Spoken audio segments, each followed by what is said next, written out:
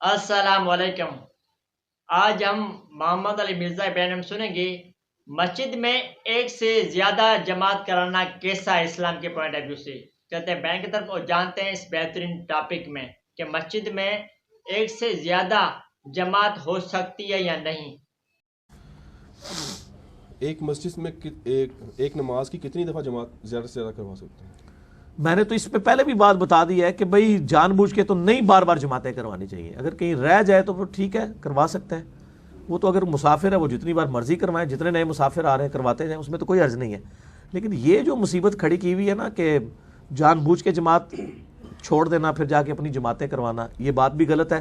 دوسری طرف اگر کسی کی جینون رہ گئی ہے وہ کروا سکتا ہے، جتنی مرضی کروائے۔ حرمین میں اتنی زیادہ ہوتی ہیں، لیکن اگر کوئی حرمین میں کہتا ہے امام کعبہ کے پیچھے نماز نہیں ہوتی اس لیے میں نے کرانی میں لد ہے، تو ایسے لوگوں کے تو بندی لگانی چاہیے حرم میں آنے پہ۔ یعنی مسلمانوں کی جمعیت کو توڑ رہے ہیں نا وہ۔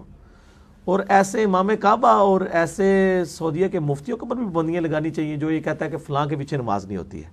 بیماری تو ایک ہی ہے نا۔ یہ تو نہیں کہ سعودیہ کا مفتی کہہ دے گا کہ جی وہ بریلویوں کے پیچھے نماز نہیں ہوتی تو وہ ٹھیک کہہ رہا ہے، اور بریلویوں کا مفتی کہہ دے گا کہ جی سعودیہ والوں کے پیچھے نماز نہیں ہوتی تو وہ جو غلط ہو جائے گا۔ دونوں ہی غلط ہے۔ جس کو آپ کافر نہیں کہتے ہیں نا اس کے پیچھے آپ کی نماز ہو جاتی ہے۔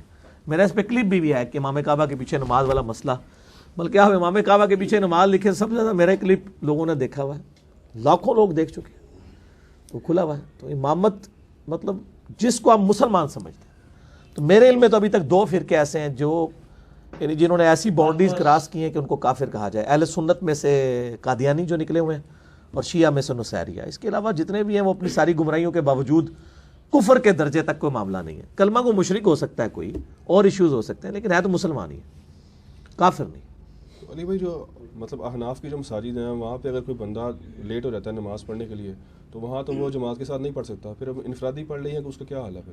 یہ جماعت کے ساتھ کیوں نہیں پڑھ سکتا؟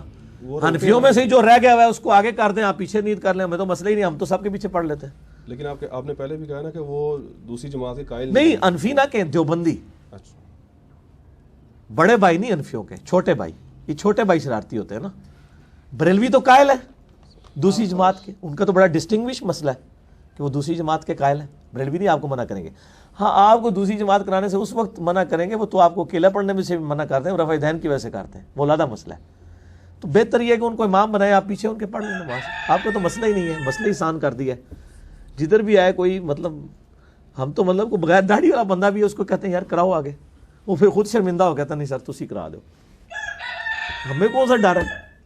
نماز تو بندے اور اللہ کا انڈیویجول معاملہ ہے۔ جو سورہ فاتحہ پڑھ رہا ہے نا امام کے پیچھے، اس کا اللہ کے ساتھ تعلق قائم ہے، پاویں امام اگر کوئی بھی کھلوتے ہیں، وہ نماز سے کوئی فرق نہیں پڑتا۔